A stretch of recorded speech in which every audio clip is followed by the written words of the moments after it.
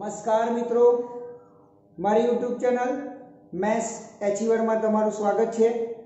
आज आपणे धोरण 9 નું चैप्टर नंबर 1 संख्या पद्धति જોઈ રહ્યા છે। તેનો એક અગત્યનો ટોપિક આવ્યો છે વાસ્તવિક સંખ્યા અને તેની દશાંશ અભિવ્યક્તિ। તેના વિશે મિત્રો આજે આપણે સમજ મેળવીશું। મિત્રો અગાઉના જે વિડિયો હતા એની અંદર આપણે બે સમય સંખ્યા વચ્ચે કેટલી સમય સંખ્યા આવેલી હોય તે શોધવાના દાખલા ગણી ચૂક્યા છે। તો મિત્રો આજના ટોપિક પર જઈએ, વાસ્તવિક સંખ્યા અને તેની દશાંશ અભિવ્યક્તિ। આપણે વાસ્તવિક સંખ્યા વિશે સમજેલા કે વાસ્તવિક સંખ્યાની અંદર સમય અને અસમય સંખ્યાનો સમાવેશ થાય છે। તો સૌપ્રથમ કહું કે સમય સંખ્યા કોને કહેવાય કે જે સંખ્યાને p છેદમાં q સ્વરૂપમાં દર્શાવી શકાય તેને સમય સંખ્યા કહેવામાં આવે છે। જે p એ કોઈ પૂર્ણાંક હોય જ્યારે q એ શૂન્યતર પૂર્ણાંક હોય મિત્રો। હવે આ સમય સંખ્યાને જ્યારે તમે દશાંશ સ્વરૂપમાં ફેરવતા હોય છો તો દશાંશ સ્વરૂપમાં ફેરવવા માટે તમારે શું કરવું પડે? સમય સંખ્યાને દશાંશ સ્વરૂપમાં ફેરવવા માટે p ને q વડે તમારે ભાગવું પડે મિત્રો। તો તમને જણાવી દઉં કે આ ભાગાકારની ક્રિયામાં જે શેષ મળે છે એ શેષ મળવાની બે શક્યતાઓ છે। પહેલી શક્યતા છે ભાગાકારની ક્રિયામાં કોઈ એક તબક્કે શેષ શૂન્ય થઈ જાય છે મિત્રો। તો લખું મિત્રો કે ભાગાકારની ક્રિયામાં અમુક તબક્કા પછી શેષ શૂન્ય મળે છે મિત્રો। તેનું એક ઉદાહરણ લઈએ આપણે। 5/8 માટે અહીં 5 ને 8 વડે ભાગવું પડશે। 8 થી 5 નો ન ભગાય એટલે 0 અને દશાંશ સ્થળ એટલે શૂન્ય થશે। 8 નો ઘડિયો બોલે તો 8 6 48 બાદબાકી કરીશું તો 2 ભાગના ચલની શું અહીં શું 8 2 16 બાદબાકી કરીશું તો 4 ભાગના ની શું ફરીવાળી શું 8 5 40। તો અહીં મિત્રો જોયું કે અમુક તબક્કા પછી પહેલા તબક્કામાં શેષ 2 મળતી હતી, બીજા તબક્કામાં 4 શેષ મળી અને ત્રીજા તબક્કામાં શેષ 0 મળી। તો આ જે દશાંશ અભિવ્યક્તિ મળી 5/8 ની જે દશાંશ અભિવ્યક્તિ મળી એ દશાંશ અભિવ્યક્તિ મિત્રો શાંત કહેવાય, અટકી ગઈ એટલે શાંત દશાંશ અભિવ્યક્તિ મળી।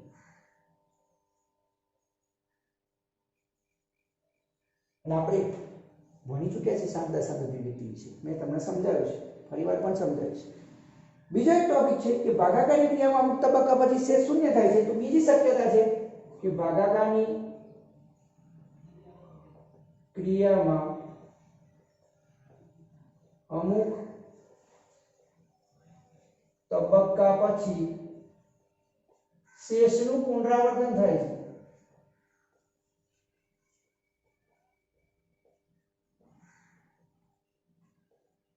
તો મિત્રો જોઈશું શેષનું પુનરાવર્તન થાય છે। એના માટે એક ઉદાહરણ લો। 8/7 અહીં 5 ને 7 વડે ભાગીશું આપણે।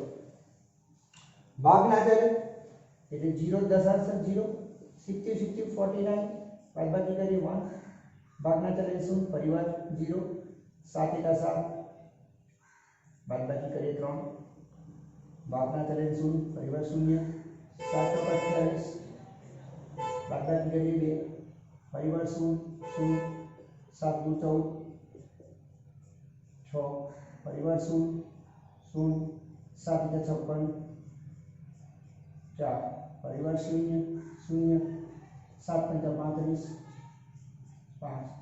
હવે મિત્રો જો પરિવાર 0 તો એ 0 હવે પાછું જે હતું કન્ડિશન શરૂઆતની 50 એ કન્ડિશન આવી ગઈ, તમે કરો તો પરિવાર 70 70 1 પરિવાર 0 0 7 * 7 તે આ તબક્કા પછી 5 આ તબક્કા પછી શેષનું પુનરાવર્તન થવા મળે। શેષનું પુનરાવર્તન થવા મળે તો આ 5/7 જે 7 મળશે તેના દશાંશ અભિવ્યક્તિ કઈ રીતે લખશો તમે મિત્રો? 0.714285 પરિવાર 714285 પરિવાર 714285 આ રીતે લખતા રહેશો, કેમ કે આ રીતે આગળ વધતી રહેશે। શોર્ટમાં તમે એને લખી શકો છો આ રીતે 0.714285 આનું આ પુનરાવર્તન થાય છે માટે જેટલા અંકનું પુનરાવર્તન થાય છે એની પર આપણે લીટી દોરશું અને 12 કહીશું કેટલા ભાગનું પુનરાવર્તન થાય છે તો જે આ દશાંશ અભિવ્યક્તિ મળી તે દશાંશ અભિવ્યક્તિને તમે કહો છો અનંત આવૃત દશાંશ અભિવ્યક્તિ અને મિત્રો તમે જાણો છો કે ભાઈ જે સંખ્યાની દશાંશ અભિવ્યક્તિ શાંત મળે કે અનંત આવૃત મળે તો તે સંખ્યા સમમેય સંખ્યા કહેવામાં આવે છે મિત્રો આપણે ભણી ચૂક્યા છીએ કે અનંત આવૃત અને શાંત દશાંશ અભિવ્યક્તિ મળે તો તે સમમેય સંખ્યા કહેવાય જો તે સિવાયની અનંત અનાવૃત મળે તેનું ઉદાહરણ આપે તો ચોક્કસ ભાગનું પુનરાવર્તન ના પામે તો તેને સમમેય સંખ્યા કહેવામાં આવતી નથી મિત્રો આગળ વધીએ કે જો સમમેય સંખ્યા 0.ppp સ્વરૂપે હોય તો તેને આપણે p ના છેદમાં 9 સ્વરૂપે લખી શકીએ છીએ 9 સ્વરૂપે દર્શાવીએ અને pq સ્વરૂપ દર્શાવવું હોય તો p ના છેદમાં 9 સ્વરૂપે દર્શાવે ઉદાહરણ તરીકે એક ઉદાહરણ લઉં તમારી જોડે કે ઉદાહરણ તરીકે 0.333 આ રીતની દશાંશ અભિવ્યક્તિ મળે તો તેનું pq સ્વરૂપ દર્શાવવું હોય તો 3 ના છેદમાં 9 આ એનું pq સ્વરૂપ થયું મિત્રો બરાબર બીજું કોઈ જો સમમેય સંખ્યા 0.pq સ્વરૂપે હોય તો તેને આપણે pq ના છેદમાં 99 સ્વરૂપે દર્શાવી શકીએ છીએ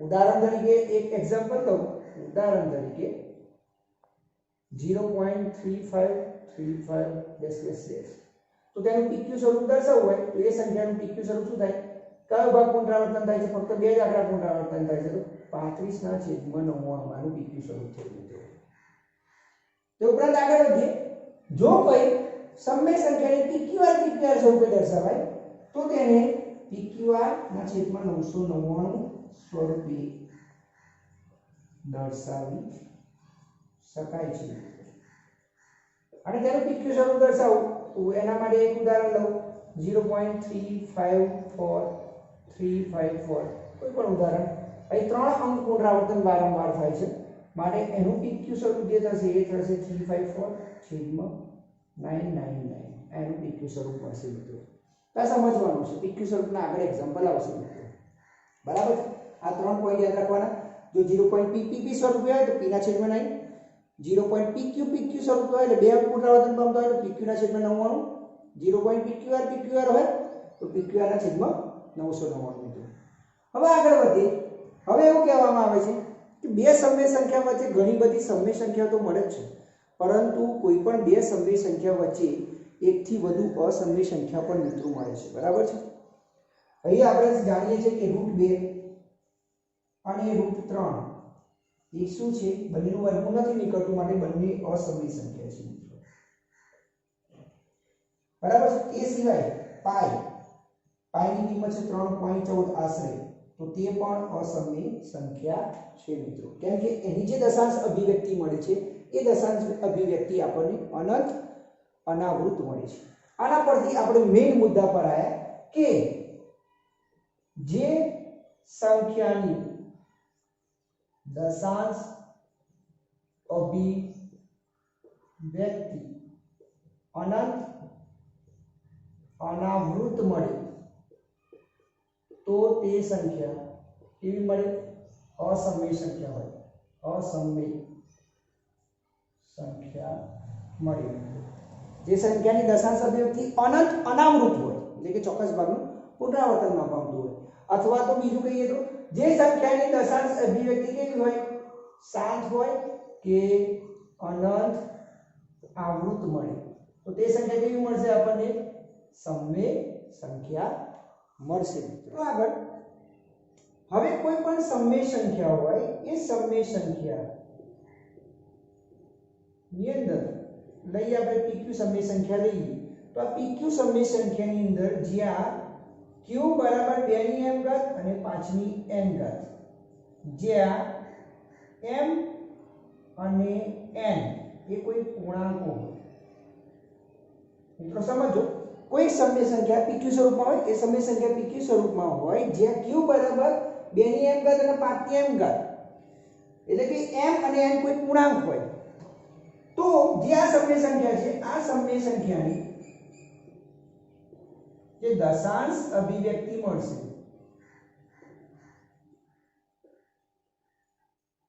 એ કેવી મળશે? 7 મળશે મિત્રો. બરાબર છે? સમજાવું તો એવું કહેવાય છે, આપણે એક્ઝામ્પલમાં સમજીશું પણ સમજાવું. p છેદમાં q એટલે કે કોઈ પણ સંખ્યા હોય, કોઈ પણ સંખ્યા q એટલે છેદ, એ છેદના જે અવયવો પાડો તો તેના જે અવયવો પડશે અવિભાજ્ય હોય એમાં 2 અને 5 મળે, ફક્ત 2 અને 5, એ સિવાયનો બીજો કોઈ અવિભાજ્ય અવયવ ના મળતો હોવો જોઈએ તો તેની દશાંશ અભિવ્યક્તિ જે થશે એ શાંત થશે મિત્રો. પરંતુ તમે જે કોઈ પણ સમય સંખ્યા હોય એના અવિભાજ્ય અવયવોમાં એટલે કે q ના અવિભાજ્ય એટલે છેદના અવિભાજ્ય અવયવોમાં 2 અને 5 સિવાયનો કોઈ પણ અવયવ મળે, કોઈ પણ અવિભાજ્ય અવયવ મળે તો એ સંખ્યાની દશાંશ અભિવ્યક્તિ અનંત અનાવૃત મળે. આપણે આ રીતના એક્ઝામ્પલ જોઈશું. તમને એક્ઝામ્પલ પૂછાશે કે આપેલ સંખ્યાની દશાંશ અભિવ્યક્તિ શાંત છે, અનંત અનાવૃત છે કે અનંત આવૃત છે તે શોધો, ત્યારે સમજીશું. પણ મિત્રો ધ્યાન આપજો, આપણે ફક્ત છેદના જ અવયવો જોવાના છે, અંશના નથી જોવાના. છેદ હોય એના અવયવ પાડો અને જો 2 અને 5 મળે તો તે શાંત, 2 એકલો મળે તો પણ ચાલે, 5 એક મળે તો પણ ચાલે, બંને મળે તો પણ શાંત થઈ જાય. બરાબર છે? પરંતુ બંનેમાંથી એક પણ ના મળે. બરાબર છે? તો એ સિવાયનો કોઈ અવયવ મળે તો તેની દશાંશ અભિવ્યક્તિ અનંત અનાવૃત મળે. મિત્રો હવે આપણે આગળ વધીએ ઉદાહરણ 5 તરફ, જેમાં તમને રકમ આપી છે 10/3, 7/8 અને 1/7 ની દશાંશ અભિવ્યક્તિ મેળવો મિત્રો. તો મિત્રો દશાંશ અભિવ્યક્તિ મેળવવા માટે આપણે શું કરવું પડશે? જે છેદ આપ્યો છે એનાથી અંશને ભાગવું પડશે. તો 10/3 ની પહેલા તો દશાંશ અભિવ્યક્તિ મેળવવાની છે. તો 10/3 માટે આપણે 10 ને 3 વડે ભાગીશું. તો 3 તરી 9, બાદબાકી કરીએ એટલે 1 મળે, ભાગ ના ચાલે એટલે દશાંશ અહીંયા 0, 3 તરી 9, 1, ભાગ ના ચાલે એટલે શું આવશે? 0, 3 તરી 9, બાદબાકી કરીએ 1. તો મિત્રો આપણે જોઈ રહ્યા છીએ કે આગળના આગળ આ શેષ 1 મળતી રહેશે, આ ભાગનું પુનરાવર્તન થતું રહેશે. માટે 10/3 છે એની જે દશાંશ અભિવ્યક્તિ મળશે એ આ રીતે મળશે.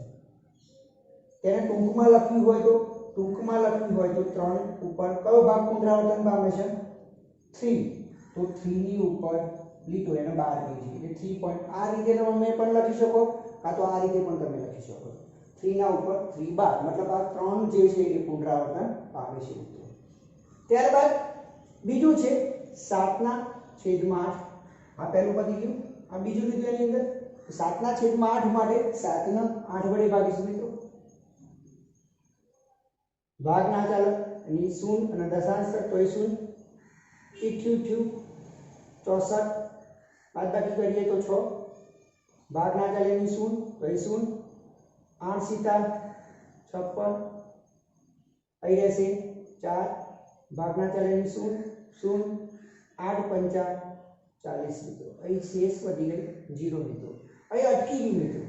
અહીં ભાગફળ જે ભાગાકારની ક્રિયા કરી એમાં શેષ 0 મળી, માટે આની જે દશાંશ અભિવ્યક્તિ થશે એ તમે આ રીતે લખી શકો 875. અટકી જાય છે મિત્રો, એટલે તમે આ રીતે ટપકા સ્વરૂપે ના દર્શાવી શકો, કેમ કે આગળ એમાં ભાગાકારની ક્રિયા થતી નથી. એની પર લીટો પણ ના મારી શકો, કેમ કે આ ભાગનું પુનરાવર્તન પણ થતું નથી. 7 દશાંશ અભિવ્યક્તિ છે. આ અનંત આવૃત દશાંશ અભિવ્યક્તિ છે. બરાબર. ત્રીજું છે 1/7 મિત્રો.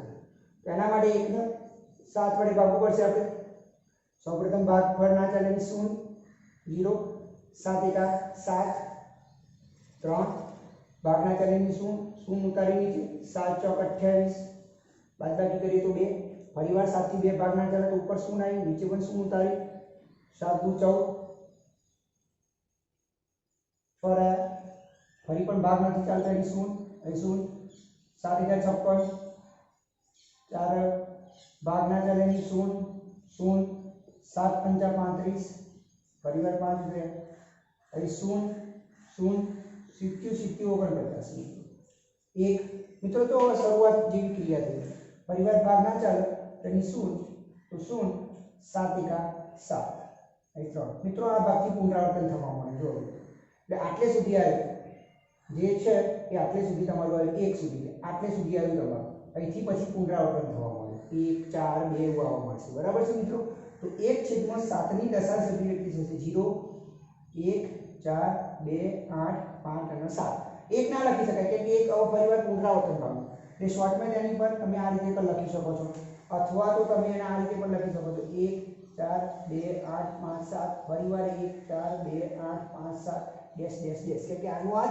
ભાગ પુનરાવર્તન થતો રહેશે મિત્રો હવે આગળ વધીએ આપણી પાસે સ્વાધ્યાય 1.3 નો પહેલા એક્ઝામ્પલ છે જે આપણે અગાઉ ઉદાહરણ જોઈ ગયા તે મુજબનું છે કે નીચેની સંખ્યાને દશાંશ સ્વરૂપમાં લખો આગળ આપણે જોઈ ગયા ઉદાહરણ 5 કે ભાઈ દશાંશ અભિવ્યક્તિ મેળવો તો આ દશાંશ સ્વરૂપમાં જ લખવાનું છે અને તે કેવા પ્રકારની દશાંશ અભિવ્યક્તિ છે તેનો પ્રકાર લખવાનો છે એટલે આ પોઈન્ટ થોડોક વધુનો છે તે જણાવો મિત્રો તો પહેલો એક્ઝામ્પલ છે 36/100 મિત્રો આપણે દશાંશ અભિવ્યક્તિના પ્રકાર જોઈ ગયા છે કે શાંત દશાંશ અભિવ્યક્તિ અનંત આવૃત દશાંશ અભિવ્યક્તિ અને ત્રીજી છે અનંત અનાવૃત બરાબર છે મિત્રો તો પહેલા 36/100 છે મિત્રો તો અહીં 100 થી 36 ને ભાગવાની કોઈ જરૂર નથી મિત્રો આપણે સૌ જાણીએ છીએ કે કોઈ પણ સંખ્યાની નીચે 10 આવે તો દશાંશ સ્થળ પછી એક પૂર્ણાંક આવે જો 100 આવે તો દશાંશ સ્થળ પછી બે પૂર્ણાંક આવે માટે 36/100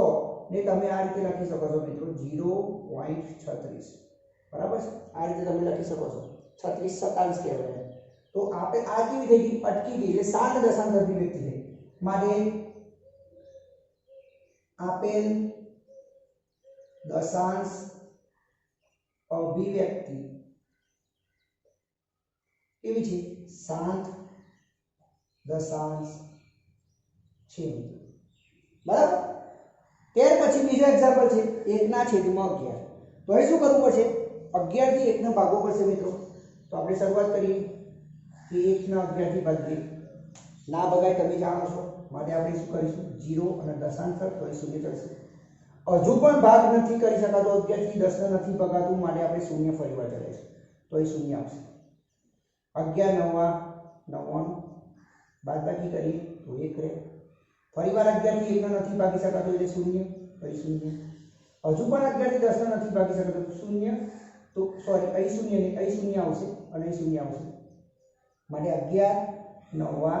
9 આવશે તમે જોશો આ ભાગનું પુનરાવર્તન થાય છે 0.9 બરાબર છે માટે તમે આ રીતે લખી શકો કે 1/11 બરાબર 0.09 ડેશ ડેશ ડેશ અથવા તો તેને આ રીતે પણ લખી શકો 0.09 ની ઉપર 12 તો આ શું થયું ચોક્કસ ભાગનું પુનરાવર્તન થયું માટે આપેલ દશાંશ અભિવ્યક્તિ કેવી થઈ અનંત આવૃત આપેલ દશાંશ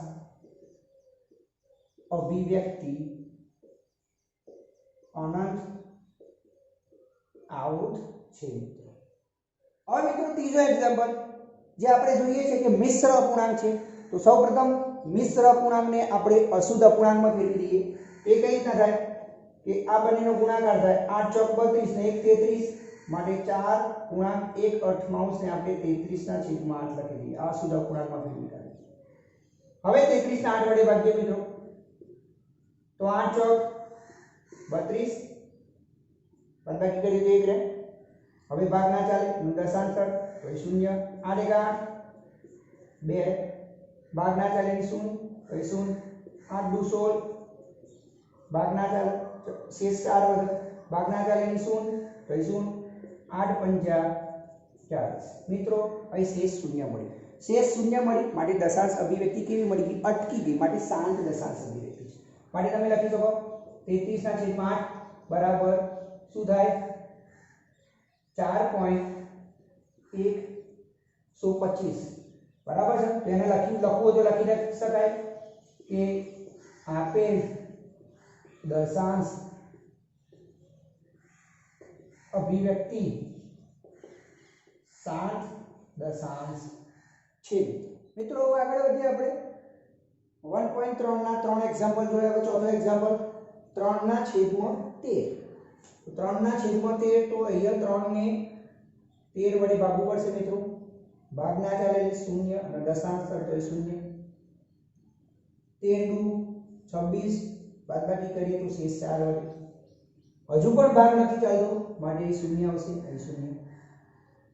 13 તરી 39 બાદબાકી કરીએ 1 રહે. મિત્રો ભાગ ના ચાલે એની અહીં 0 તો અહીં ફરીવાર 0. ફરીવાર ભાગ નથી ચાલતો માટે 0 ઉપર ચડશે અહીં 0 આવશે. હવે 13 નો ઘડિયો બોલે તો 13 સીધા 3 બાદબાકી કરીએ તો 9. ભાગ ના ચાલે અહીં 0 અહીં 0. 13 6 78 મિત્રો બાદબાકી કરીએ તો 12 રહે. ભાગ ના ચાલે અહીં 0 અહીં 0. 13 9 આપણે જાણીએ છીએ 117 બાદબાકી કરીએ તો 3 રહે. તમે જોઈ શકો છો શરૂઆતમાં આપણી જોડે 3 હતું હવે 3 આવ્યો. એનો મતલબ કે હવે જે ભાગ આવશે એ પુનરાવર્તન થવા મળશે. બરાબર છે મિત્રો. તો અત્યાર સુધી આપણી દશાંશ અભિવ્યક્તિ રહી. તો 3 ના છેદમાં 13 ની દશાંશ અભિવ્યક્તિ 0.230769 આ ભાગનું પુનરાવર્તન થાય છે માટે ઉપર મેં બારની લીટી કરી. માટે આપેલ દશાંશ અભિવ્યક્તિ કેવી થશે મિત્રો? આપેલ દશાંશ અભિવ્યક્તિ કેવી થશે? અનંત આવૃત થશે. કેમ? ચોક્કસ ભાગનું પુનરાવર્તન થાય છે. ત્યારબાદ પાંચમો એક્ઝામ્પલ 2 ના છેદમાં 11 તો એ 2 ને 11 વડે ભાગવાનું છે મિત્રો.